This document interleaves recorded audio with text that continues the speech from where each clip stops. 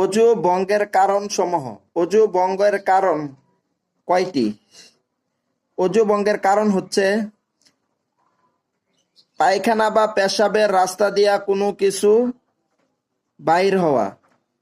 যদি পায়খানা বা পেশাবের রাস্তা দিয়া ইচ্ছাকৃত বের হোক বা অনিচ্ছাকৃত বের হোক, যদি কোনো বাতাস বের হয় তাহলে অজু ভেঙে যাবে।